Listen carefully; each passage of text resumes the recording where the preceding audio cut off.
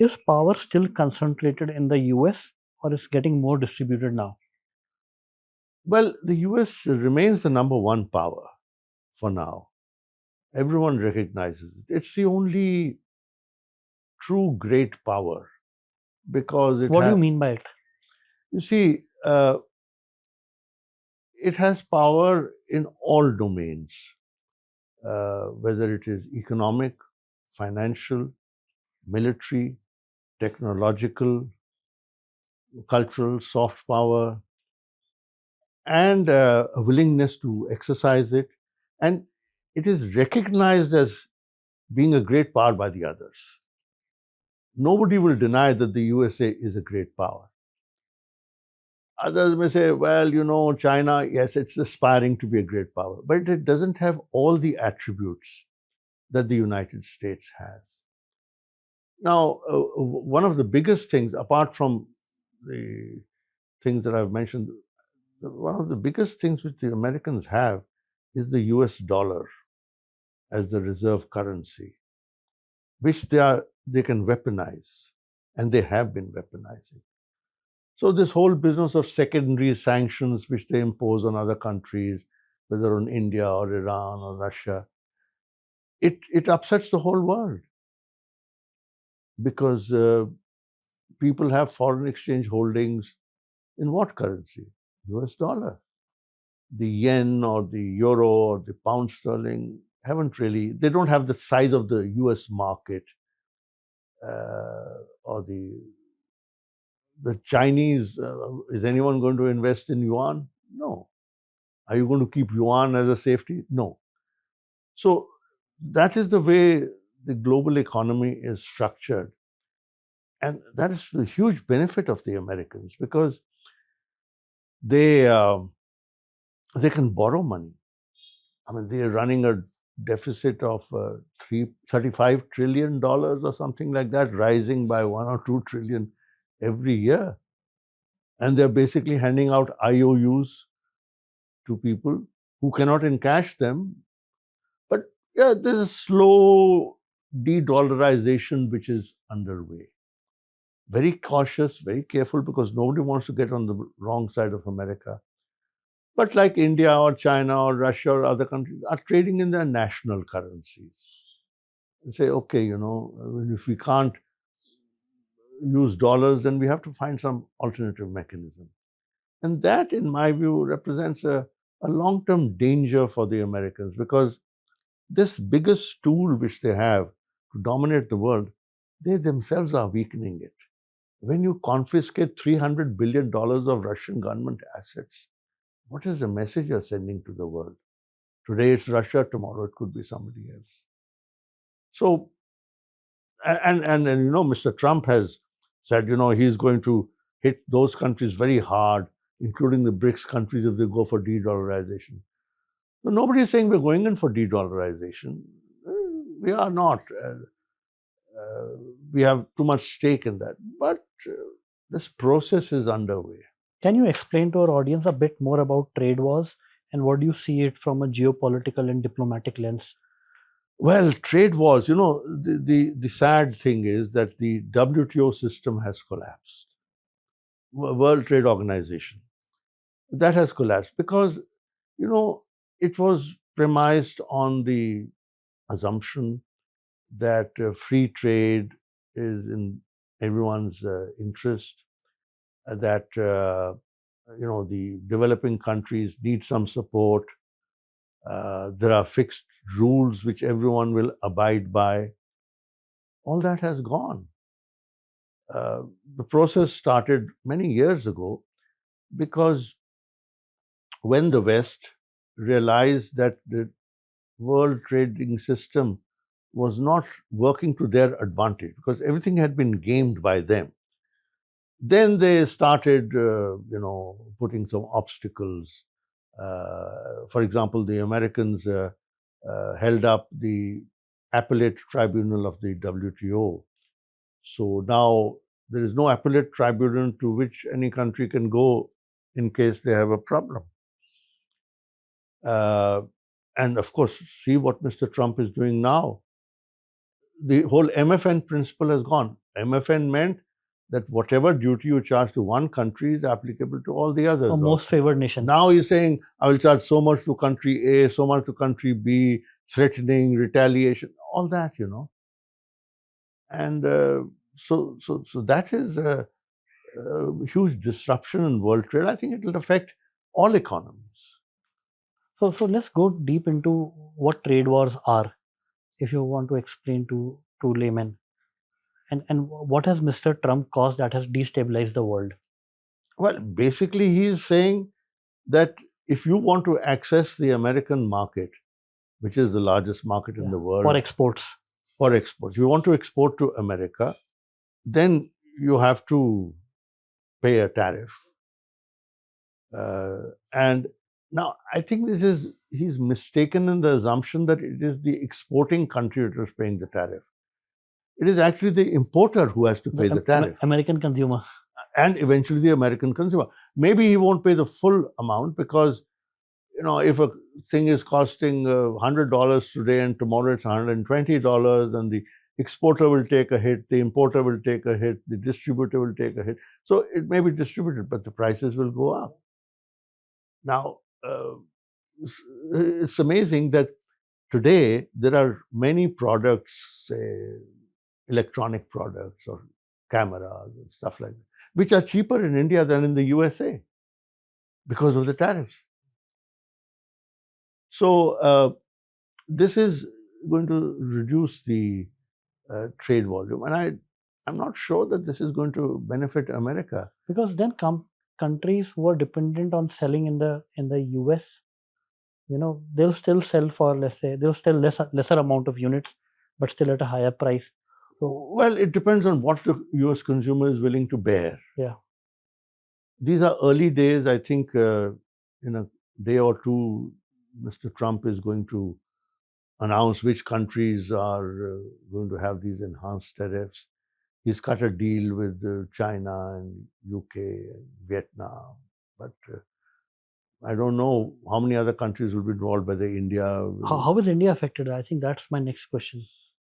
India, it's India is the largest. USA is the largest export market for India, and there are certain things, the labor-intensive products, which are very important for us, textiles and garments and so forth. We want to preserve that. There are also some manufactured items, for example, a lot of auto parts, ancillaries are going from there. Now, in this mini trade deal that we have been negotiating with the Americans want us to open our agricultural sector to genetically modified products, dairy products, and so forth. And that is politically very sensitive for India because, as you know, Indian agriculture holdings are small. Many millions of farmers are dependent on it. So the government, I don't think, wants to take any kind of a risk on the agricultural front. Historically, also in the WTO, we have been making the point that for India, agriculture is not a trade item, but a livelihood issue. And so let's see what happens. We've got important Bihar elections coming up. I doubt if the government wants to clear the pitch before that. Yeah, destabilize the entire north of India. No, also, you see, you get into a situation where then you are very dependent on inputs from foreign companies. Now, if you have genetically modified seeds and so forth, then where will you get them from? At present, you will get them from Monsanto or from the other American companies. And then there is also the danger that they could infect your local production. It could wipe out. So it's too dangerous for a country like India at the present stage of development, and given the composition of our population, which is so dependent on agriculture, and of course the political sensitivity.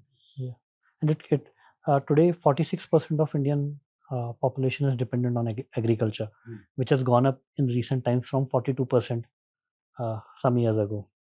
So more and more dependence on. Of course, I think India does need to see how we can become an agricultural exporter. And I think we are taking some steps in that direction, some value added products and so forth. But there's a long way to go. And then we have the problem of having the proper inputs for agriculture, the techniques have to be there. How do you increase the size of the holdings? Because right now there are too many small and marginal farmers. It's a very complex issue, and if you remember, over the last few years we've had farmers' Yes, agitations, MSP, minimum selling price. MSP, and so it's a difficult issue. Yeah. And how does it affect the India-US relationship right now, which has been building over for the last 20 years, since Mr. Bill Clinton took over the presidency? There has been more and more dialogues, at least. Well, I think we are obviously very keen to have some kind of an agreement with the United States because it is our largest market and we don't want to lose that market. We thought we could get things done with the new Trump administration, but it's a difficult job. We may have a mini trade deal limited to certain items. And there was the expectation that by September, October, we'd have a full-fledged bilateral trade agreement. I don't know. I think the coming days, once the July 9 deadline is passed, we'll have a clearer idea of what the American policy is. And I mean, the government is going to face a lot of headwinds in the coming parliament session. So there's a lot of politics mixed into it. A lot of instability in the environment. Yes, yes, definitely. And these things have only escalated the situations. I don't know, as you said, right, how these trade wars are helping the US market, or what is the intention of even starting it at such an important time in the global macro order when like almost 3 wars are going on at any point in time. I think Mr. Trump's priority is his MAGA base, and so there has been some pushback from his supporters because on this immigration, for example, he started throwing out illegal migrants, and then a lot of the industry and said, the hospitality industry, the agricultural workers, who's going to do that job? So he's had to pull back a little bit. And I think today it's impossible to bring back manufacturing into America.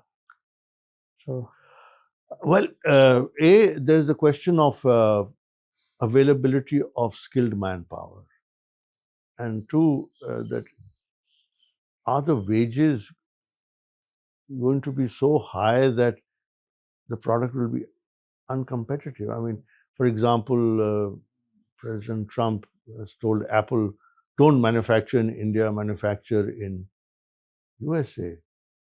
But how? I mean, you're in Bangalore.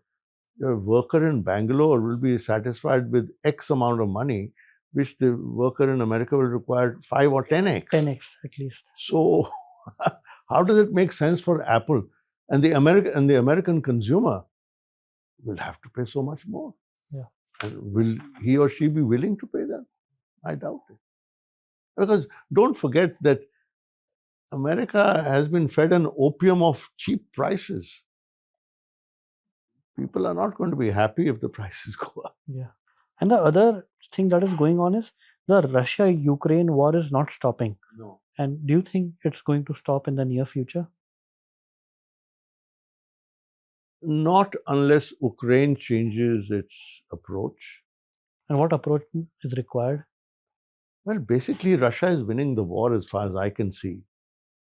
And Russia has been fighting it for what, 3.5 years now almost.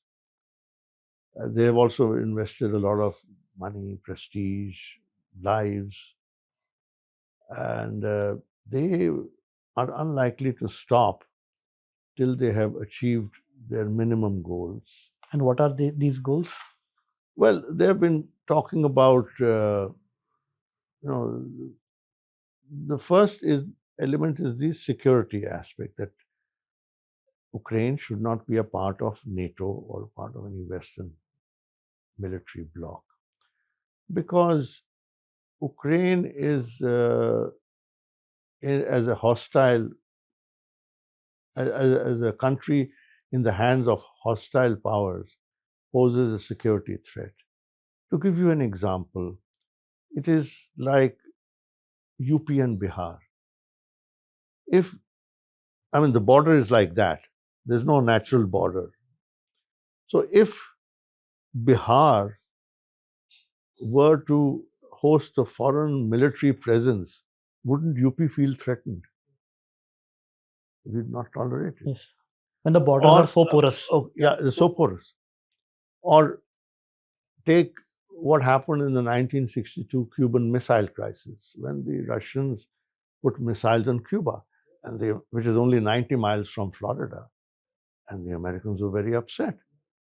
So how do you expect Russia to accept that the Americans or the Western powers can have military facilities in the Black Sea, which is where their port of Sevastopol is? That is the only warm water port that they have, and that goes through the various straits, in the Black Sea and the Straits of Sea of Marmara and so forth.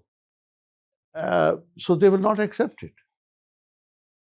And the second aspect is that there are a lot of Russians in Ukraine. Let's not forget that the borders between Russia and Ukraine were internal borders, and in Soviet times it was quite arbitrary. For example, Khrushchev gave Crimea to Ukraine, whereas Crimea has always been Russian. Or the Donetsk and Lugansk regions are all 90% Russian speaking. Now, the policies which Zelensky has been following are to prevent the use of Russian language and culture there. So the Russian children cannot learn Russian in their schools. Everything has to be in Ukrainian. I mean, we are in a multilingual country. You know what could happen in India if this were tried. Like in UP, you cannot learn any other language other than Hindi, or in Maharashtra, you cannot learn Hindi. Yeah, so so these are very sensitive issues. And these are historical issues. You can't. No, yeah, I mean, for example, take Delhi. Now, there is a large Purvanchi population here. So their language, culture, etc., have to be taken into account. Everything. You can't sort of say, no. There's going to be only Hindi or Punjabi or whatever it is. You have to speak Bhojpuri also. Yeah. So this is a problem.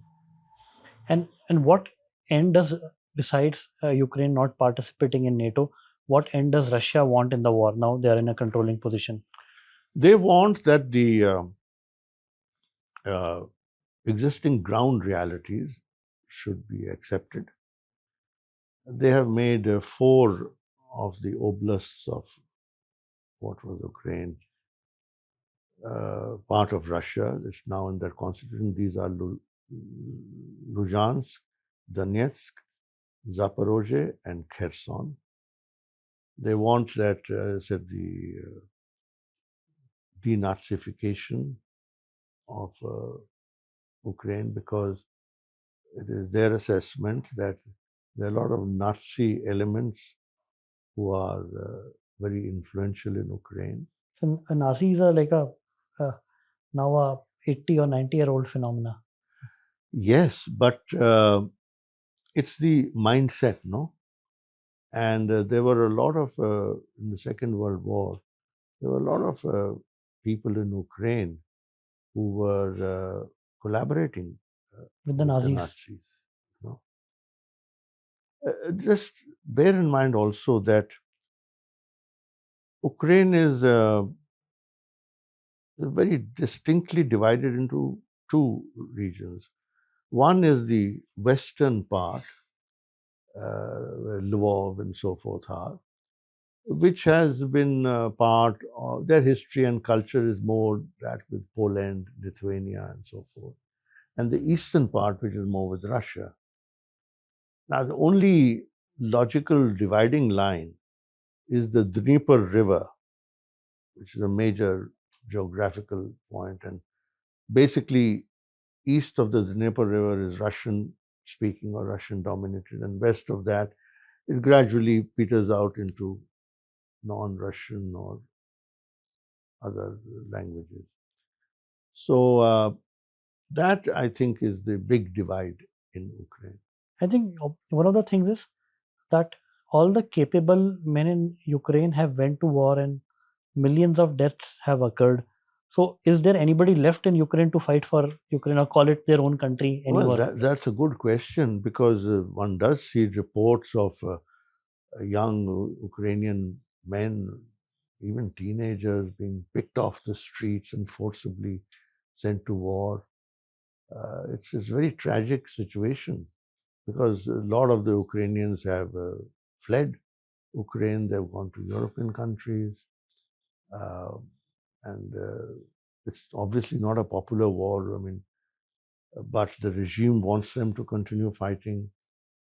So there is a real manpower problem that Ukraine has. And the other problem there is that so much weaponry has come there unaccounted for. Where has it all gone? May have gone to terrorist groups and others scattered in Europe and elsewhere. It's a very dangerous situation which has emerged. And the other allegations are that Ukrainian generals have mansions worth $5-10 million in LA, in Pasadena regions. It's very likely because Ukraine always had a very dubious reputation of being one of the most corrupt countries in Europe. I don't know if it's true or not, but that was the reputation. In Russia also, after the Soviet Union broke up, you had a lot of these oligarchs who were there. But Putin reined them in and we exiled or eliminated politically so many of them. And they were told that, okay, you can have your money, but don't get involved in politics. That did not happen in Ukraine. So the oligarchs are still controlling the politics of Ukraine. And these oligarchs are what, businessmen? Yeah, businessmen. When the country broke up, a lot of the state assets were looted. Yeah. By people who had connections and so on. And how is now India's relationship with Russia and Ukraine? How is India balancing? Well, I think Russia is a much closer partner than Ukraine. We have a very close strategic partnership with them, special relationship. There are regular exchanges at the heads of state and government level between Russia and India. We have trade, we are buying so much oil from them. At 40% cheaper price. They've helped us in the defense industry and so many other factors. With Ukraine, it's much, much less. But Mr. Modi did visit Ukraine last year. I think it was in August. He went there. And he has been meeting Mr. Zelensky at various international conferences. But the relationship with Russia is at a totally different and much higher level.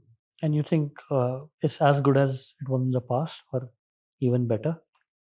Look, there's no room for sentimentalism in relationships. I think relationship today is not based on ideology as it was in Soviet times. It is based on pragmatism and what serves each country's national interests. I think Russia would like India to be a stronger, more independent voice in the world. India also would want Russia to be uh, an important player because this would balance, the China factor and the US factor. So this is what brings us together. Then, of course, there's this mutuality of interest. After all, when you're buying 40% of our imported oil from there, it's a lot. We're getting uranium and other things. But at the geopolitical level, we we see a coincidence of interest. But Russia will not unthinkingly support India. They also have their interests to look at, whether it is vis-a-vis China, which is now increasingly influential on Russia, or Pakistan, which remains, because of its geography, a very, very important country. So we have to constantly look for areas of convergence and how to take the relationship forward. And the whole world has been pushing India to break their ties with Russia. For example, Europe broke their ties with Russia and it hit them back severely. Like energy prices became 2x or even 3x more higher for Europe, and it's an energy deficient place now. I don't know why the Europeans took this decision. They're cutting their own feet. Uh, I don't think that India is going to do that. Frankly, the European attitude surprises me because they are deindustrializing.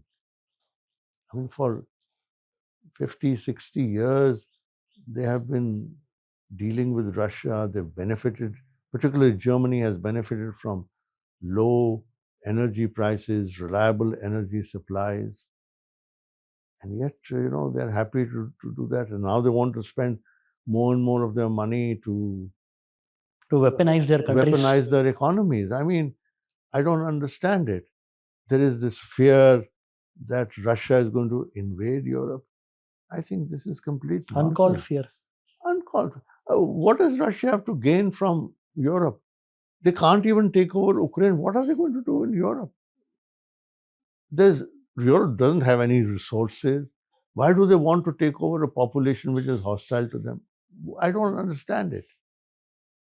Russia has got many other things to do.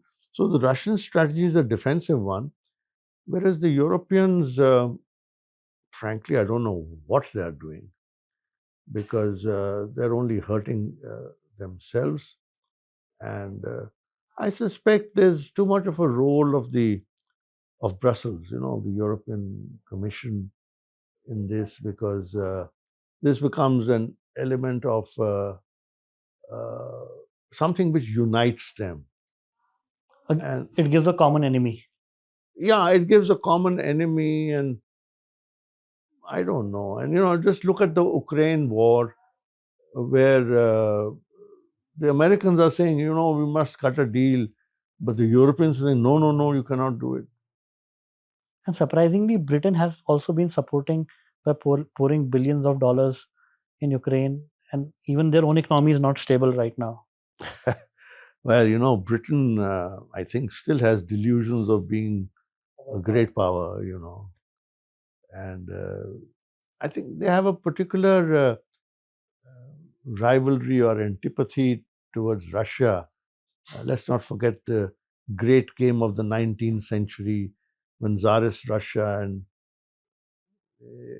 British India were, competing. Yeah, but they won the World War II together. Yeah, but Britain is a much diminished power today, and but maybe they're not everyone there.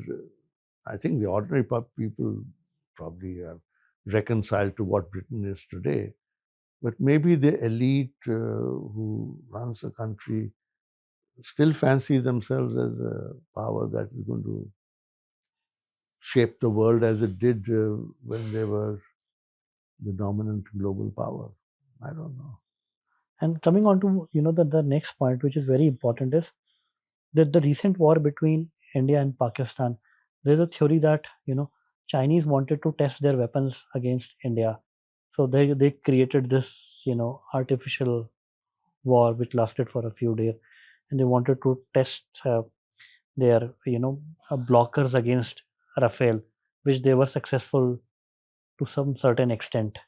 What's your view on how China is shaping this part of the world? I think one of the things that has emerged very clearly after Operation Sindhoor is the open Chinese involvement in Pakistan's military and offensive and defensive capabilities.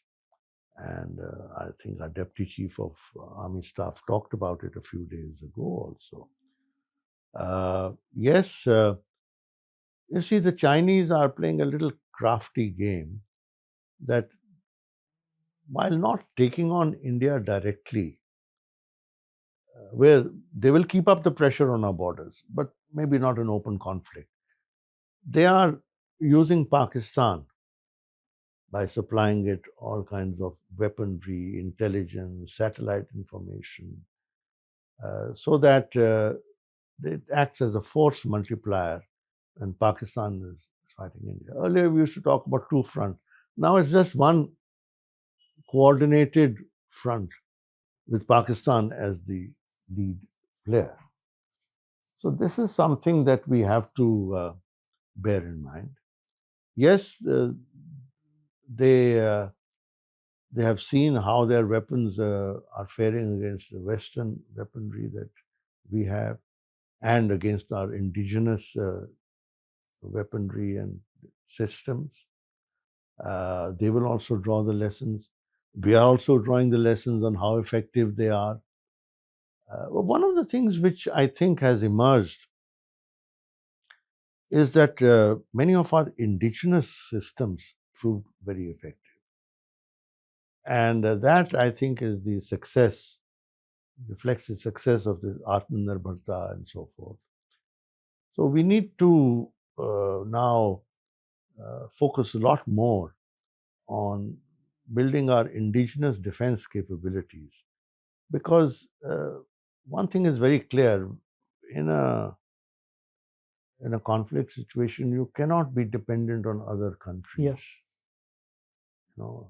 They could deny you spare parts, they could deny you intelligence, they could lock up your machines, all kinds of things. So we need to be more self-reliant, and I hope that the government is thinking of taking steps in this direction. But do you think this war was triggered by China from Pakistan's end? I don't think so, but But there was a support that if Pakistan does. support was there. But whether China actively asked Pakistan to do it, I don't see any. I have not seen any evidence to this effect. But if you see geographically now, China has landlocked India because they have some control over Bangladesh as well, control over Sri Lanka as well, and control over Pakistan and Southeast Asia. Uh, Well, no, they haven't locked us in, because don't forget that the oceans are open and our relations with Sri Lanka and Maldives have mended. Yes, Bangladesh is a problem. Nepal is always a tricky neighbor. Bhutan is okay, but they will keep the pressure on. what is their intention to? Oh, the intention is very simple and clear. They don't want India to develop, because if the Chinese goal is to be number one in the world, to be a match to America or even surpass America, then the first thing they have to do is that they should be number one in Asia. Yeah, but they are already number one in Asia.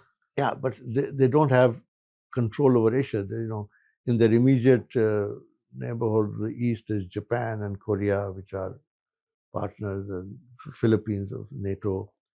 And Asia, India is the largest country with the only country which has the potential to match China. Yeah. So they want to ensure that India remains bogged down in disputes and conflicts, and its attention is to its South Asian sphere, not around the world. So they will do everything to ensure. Now, take, for example, recently you've seen they've been holding back on these rare earth magnets. They're calling back their engineers, technicians who are working on iPhone production because India is emerging as an iPhone thing. There's problems on fertilizer, tunnel boring machines. So anything which keeps India down, which prevents India's economy from developing. So for India, the main priority has to be to ensure that our economy keeps growing. Because the more your economy develops, the larger your GDP, the more resources then you can put on defense, and you're getting more influential in the world. I mean, if today India is being taken more seriously, it is because we are a $4 trillion economy. And soon, we are now the fourth, I think, we'll soon be the third. Now, nobody can ignore that, just as nobody can ignore China because it is Yes. way bigger than It's anyone $18 else. trillion. Yeah.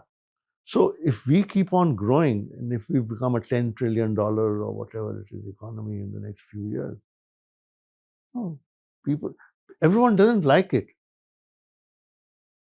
And you will see that all countries which are currently occupying the high table will make sure that India stays down. Nobody likes a rival. They're sitting on the high table, they want to stay there. That's one thing I think we should remember, that as we grow, the pressures on India will also grow. And you have various kinds of pressure. We just talked about some from China. You see what Trump is doing. You see all this nonsense about democracy deficit in India, human rights, religious freedom. Complete nonsense. But it serves their interest. Why don't they talk about democracy deficit in China or Pakistan or whatever? Why don't they talk about human rights when Israel is bombing Gaza? Why don't they talk about rules-based order when Iran is attacked openly in violation of all commitments? No, because it serves their interest. So there is no morality in international affairs. Morality is only a veneer that masks your true intentions. It's not a workable formula, sadly, in international affairs. And we don't see in the near time China slowing down on its attack against India in various forms. There could be some tactical retreats because there are pressures on China. So I think one of the main goals of China is to see how they can ensure that India and United States drift apart a little or not Don't so, work together. Don't work together. Now, I don't see any change in the Chinese attitude. There may be tactical compromises and so forth, but we have to be very alert and about China and recognize that we are competitors. We may cooperate on some things, but we are competitors. Sir, specifically on the trade part, like the Chinese for the longest period, I think 20 years or 25 years, have flooded Indian markets with cheap Chinese goods and have also replaced a lot part of the India's indigenous industries. So where do you think this is headed now? Now we are at loggerheads against China. It's a very difficult thing because one, China has domination in global manufacturing in many sectors. Take solar panels or batteries. The whole world depends on China. If we take our pharmaceuticals, the active pharmaceutical ingredients come from China. We wanted, we mentioned this tunnel boring machine, for our, they held back the thing. It's a German company, but it's manufacturing in China. Now, what do you do about that? Secondly, the Chinese over the years have co-opted a lot of our trading community. Say, why are you manufacturing here? You manufacture in China, import from us, and you'll make more money. These are Indian manufacturers Absolutely. manufacturing in China? Yes. The other day I bought something, it was Bajaj made in China. So what do you do with that? So unless your industry says, no, we are not going to do it, unless your consumer says, I'm not going to buy Chinese product, it's going to be very difficult. No, we are trying to diversify.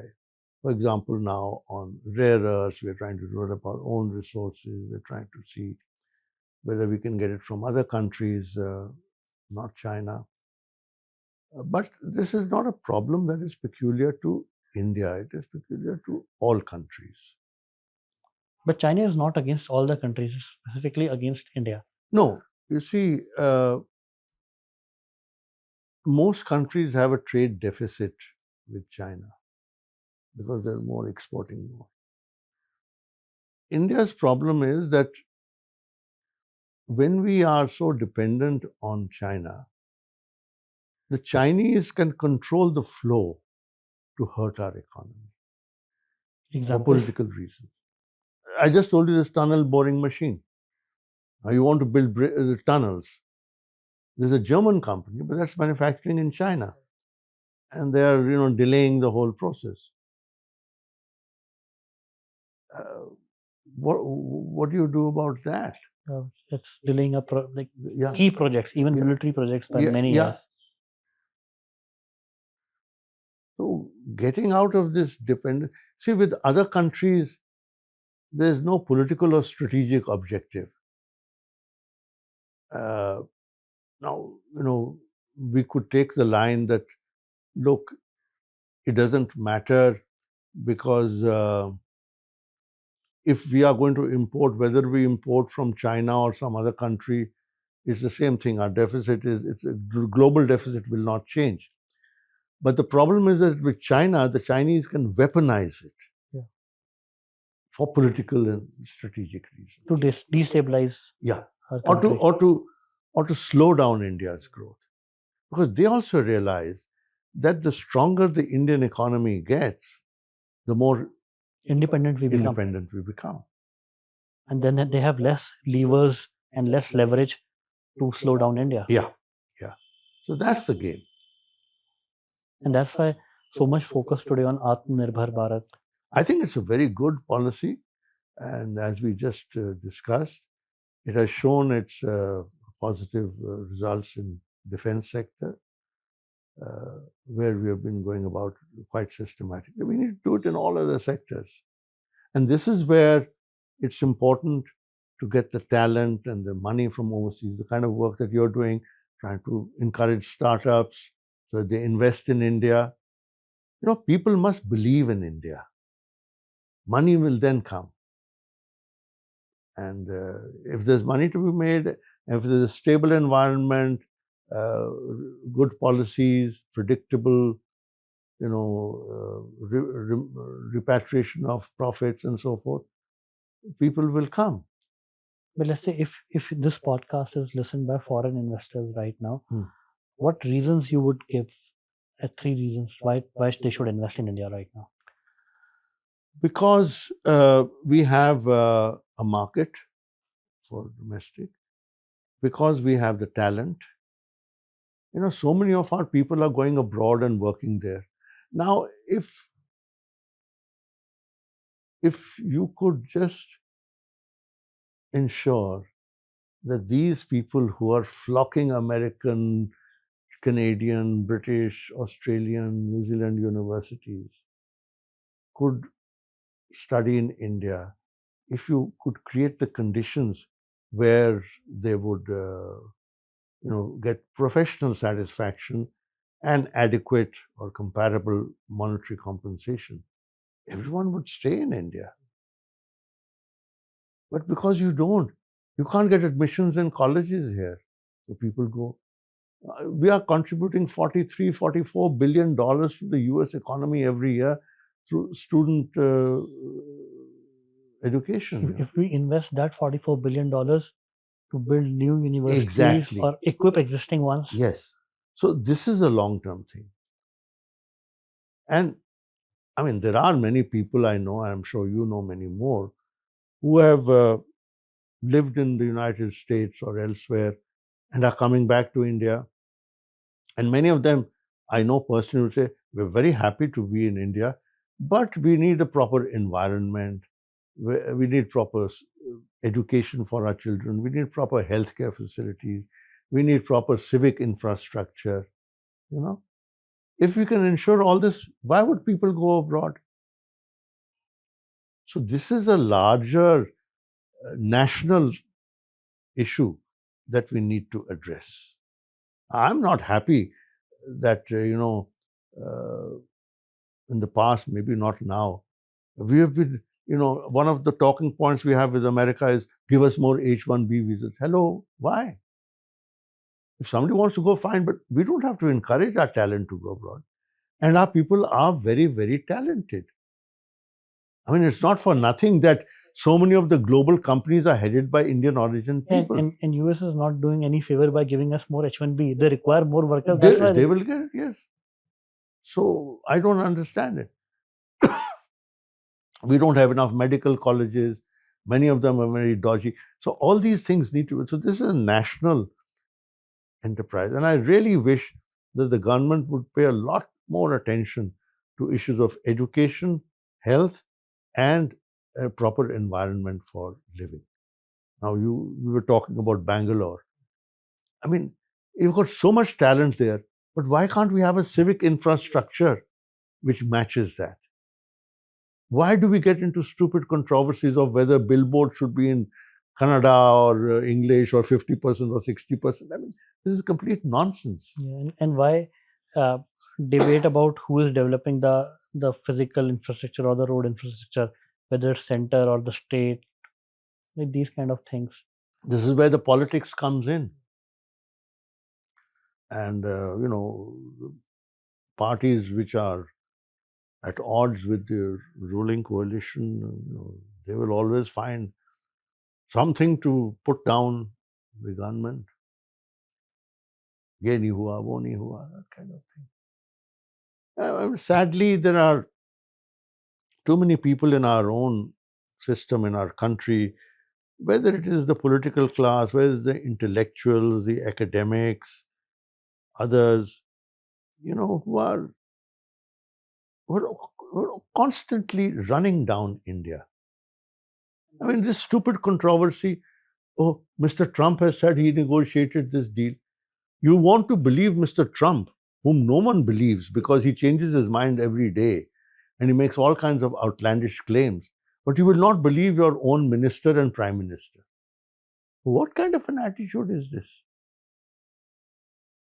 This is one of our biggest weaknesses, I'm sorry.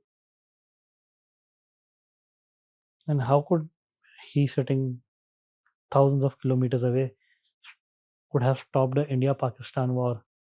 It doesn't look practical. Mr. Trump makes all kinds of outlandish claims. He claims to have stopped every war.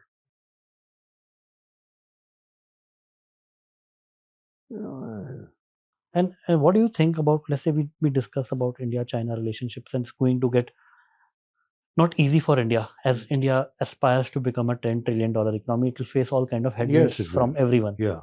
Right. What do you think about right now about the situation in Israel, Gaza, and Israel, Iran? Israel got an attack from Hamas, and they took the revenge, and now it's doing much more than revenge. They're having a genocide in Gaza, I think. How do they justify this? Nothing. They just say that, we want to eliminate Hamas, as if all those thousands of children and women are Hamas supporters. They just want to clean up Gaza and take the territory. That's their objective. And then why the sudden attack on Iran? Because this is something which has been talked about for many decades, specifically by Netanyahu, for 30 years at least. Because, Iran is supposed to be the main backer of the Hezbollah, the Hamas, and the Houthis in Yemen, who are seen as the proxies of Iran against Israel, and they've been attacking.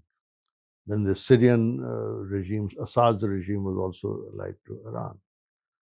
So the Israelis knocked out each of these. The Gaza was the pretext to knock out all these people and then eventually take on Iran itself. But Iran is a different cup of tea. And I'm sure that there is some rethinking in Israel, because for the first time ever, Israeli cities were bombed. Otherwise, the Israeli population was secure. Nothing's going to happen to us. We have this Iron Dome. Fine. But, when this happens, then public opinion also starts thinking. And there are many sensible Israelis who say, what Netanyahu is doing is suicidal, because, they've lost a lot of support globally. And I don't think that they can defeat Iran, because, given the size of Iran, the population of Iran compared to that of Israel. And geographical protection. Geographical, it's so many things that Iran could do. Of course, Iran doesn't want to do it, because their main objective right now was regime survival. But by hitting the American base in Qatar, they showed that even the Americans can be hit. Now, if a few hundred or 1,000 Americans die, there will be a global war. We are already at we have all the global trigger points right now to cause a World War III. Yeah, I mean, look, the earlier wars were really European wars which spread elsewhere. And here also, Europe is at war with Russia. Yeah. It's called a Ukraine-Russia war, but it's actually a West versus Russia. Europe versus Russia war. You have a conflict between China and America, which is not a hot war, but certainly a Cold War. Cold War situation. We've got Iran, Israel, Yemen, there. We've got Pakistan, India. The whole world is actually in turmoil. So how would you define a World War III if it were to happen? These are just appellations. World War means that every country is involved. Now, I don't think that Latin America or Africa will get involved,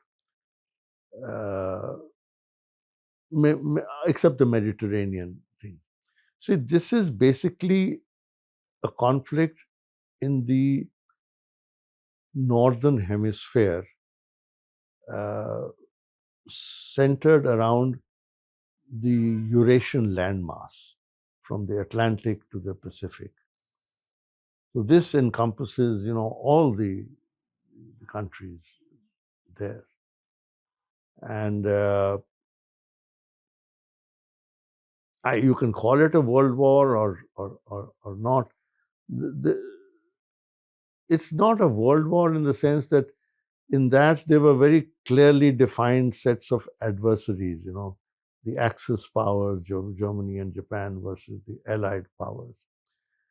But here the antagonists change. However, there is a general grouping of the West which is engaged in a conflict with the rest, the West versus the rest.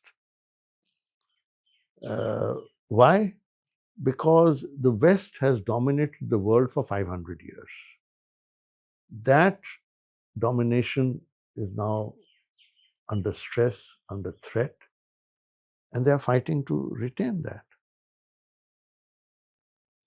And some parts of West have become weaker, like Europe. Yeah, they have become weaker. But there are intra-West conflicts also. When President Trump says he wants to take over Greenland and Canada should be a part of that, and he wants Panama Canal, this is old-fashioned imperialism, nothing else. So everyone is doing their thing. The Americans want to control that continent. The Europeans are engaged with Russia. The Americans and the Chinese are engaged in the Pacific theater. And you've got the allies like South Korea, Japan, Philippines, etc., who are part of the West, and Australia, which are part of the West. So there is this conflict that is. We cannot term it a world war because there is no active, let's say, physical war between the two largest powers, which are US and China. Yeah, or US and Russia, though there's an indirect thing, which is. But there's definitely a Cold War between all these three. Well, there's more than a Cold War, but it's then you have India, which is there. See, one of the things which has happened now is that power is more diffused. In 1940s, the Asia, most of Asia, Africa, Latin America were colonial countries. Today that has changed. So they are exerting their clout. Even Africa is exerting a lot more clout. You can't ignore them. And so on the one hand, you see the Western bloc, the G7, is cracking up. There are differences. And you have the non-Western countries coming together in blocs like the BRICS, which may not be able to do much collectively. The summit has just ended. But it represents an aspiration of the significant non-West powers. It's a grouping of the significant non-West powers to see how they can cooperate economically. There are still many differences among them. But the fact that so many countries want to join the BRICS means that there is a yearning, a striving for something other than an organization that is dominated by the West. Now you see, the original BRICS countries are all significant players in their own right. Brazil, Russia, India, China, South Africa, they're medium or larger size power. And those who have joined, there are so many countries which are centered around the West Asia, Egypt, UAE, Saudi Arabia, Iran, Ethiopia, all in that little cluster. And the largest country in Southeast Asia, Indonesia. Yeah. Now, collectively, it matters a lot, but there are so many differences among them. And I think the fact that many of these countries are also having good ties with the West doesn't prevent them from becoming members of BRICS. For example, take countries like Qatar, like UAE, Saudi Arabia, very good relations with the USA. Trump went there recently. But at the same time, they want to be part of this group because they see the future also. They don't want to put all their eggs in that one basket. So this is a very interesting world that is evolving. Where it will settle down, if at all, I don't know. But India has to be very alert and nimble and see how to protect our interests. I think we have to be quite cold-blooded about this, that we do what our national interests dictate, not because of any morality or, you know, fellow feeling and so forth. Now, we have been very particular about, for example, the SCO summit, which the defense ministers which were there. We did not endorse their statement on Iran being attacked by Israel because they did not endorse Pahalgam. And we did not sign on to the SCO defense minister because Pahalgam was not mentioned. So you're not supporting us on things which matter to us. Why should we support you? On the other hand, if you have noticed that the BRICS summit, which has just ended, we have talked about Iran, we've talked about Gaza. Why? Because they mentioned Pahalgam and cross-border terrorism. So this kind of, you know, quid pro quo is something that we are, I think, now working at. Do you think whatever global steps we are taking are in the right direction?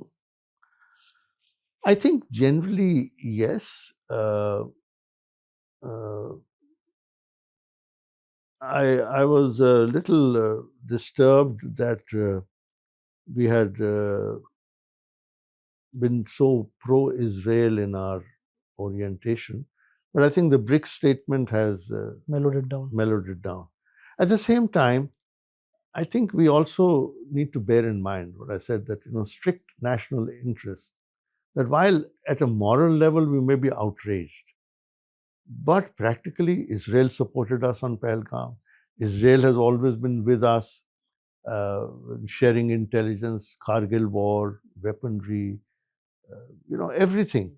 They have been very, very reliable strategic partners. So we have to respect that.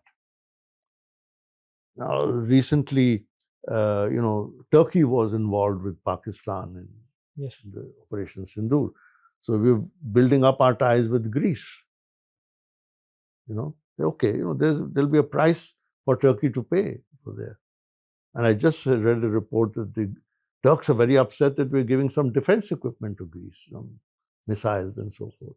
I don't know if it's true or not, but I think this shows that we are being very pragmatic and, in a sense, transactional about this thing, which is how it should be. The whole world is transactional. And So as you we cannot have this morality, turn the other cheek and Yeah. so forth. That is no longer something. I support that approach. And the global wars are not getting fought on morality. Like Ukraine killing its own citizens by putting them in war is not morality. Yeah. Israel attack on Hamas and destroying millions of lives in Gaza. Like, I mean, what morality? You talk about, oh, this is freedom, democracy, free world, etc. And here President Trump hosts this self-appointed field marshal for a lunch at the White House. I mean, is Pakistan a democracy? Imran Khan is in jail, and the army is running the country. The politicians are basically at the beck and call of the army. But it's their national interest. yeah.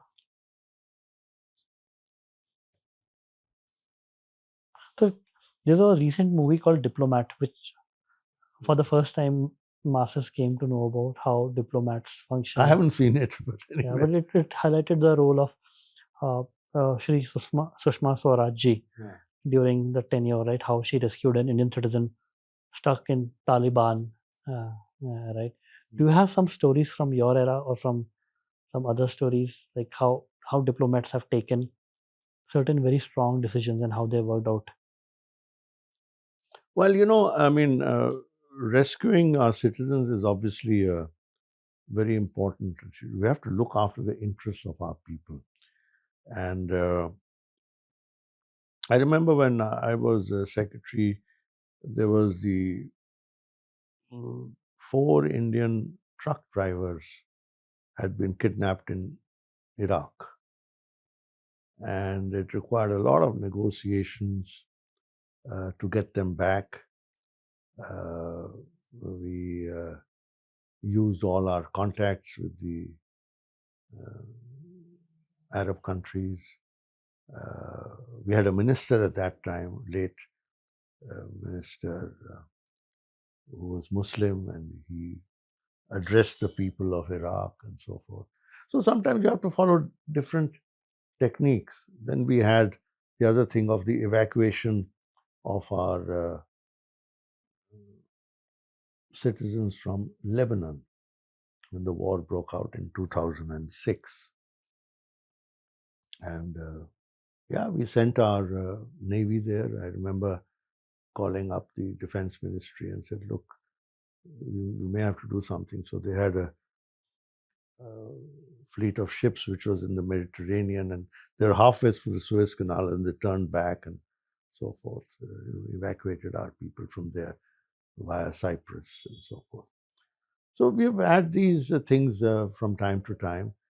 I think as the world has become more unstable, unfortunately, these incidents have increased in number. You had to have evacuation. We had the Kuwait evacuation in 1991, first Gulf War. But then, subsequently we had Libya and Sudan, I think, and Yemen, and so forth. And one of the good things that we have been doing is to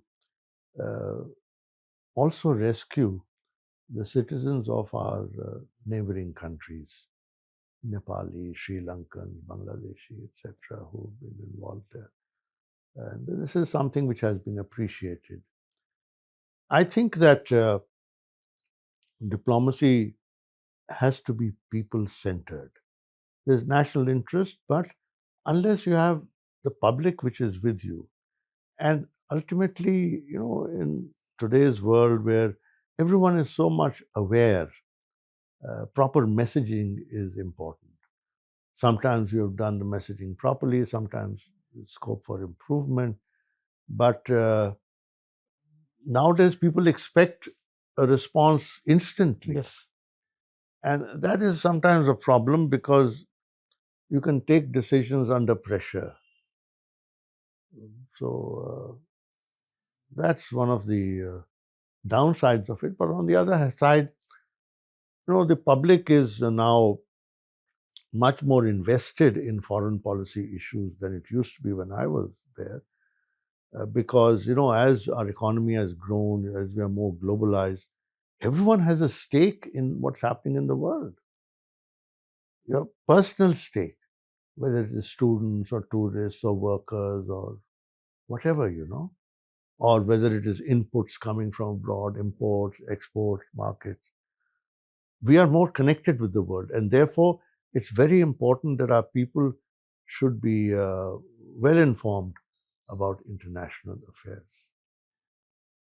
Thank you so much, sir. It's been again a great conversation. Thank you. We were able to touch so many topics, and the goal of a conversation like this, a podcast like this, is to bring more awareness, in our listeners of what's happening and how is it impacting them. Yeah, well, thank you. I wish you good luck in your continued endeavors in this direction. I think you're doing a good job in educating members, the intelligent Indians, so I speak, to understand foreign affairs a little better. My book, which you just mentioned, is also an effort in this direction to demystify foreign policy. So thank you very much. Thank you so much again, sir.